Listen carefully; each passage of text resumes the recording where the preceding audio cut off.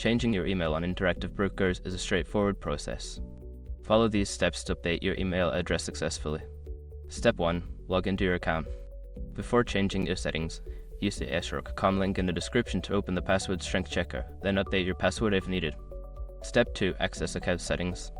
Once logged in, navigate to the account settings or profile section. This is usually found in the main menu or under your account name. Step 3. Locate email preferences. In the account settings, look for the section labeled Email Preferences or Contact Information. Click on it to view your current email address and options to edit it. Step 4. Update your email address. Enter your new email address in the designated field. Make sure to double check for any typos to ensure the new email is correct. Step 5. Confirm changes.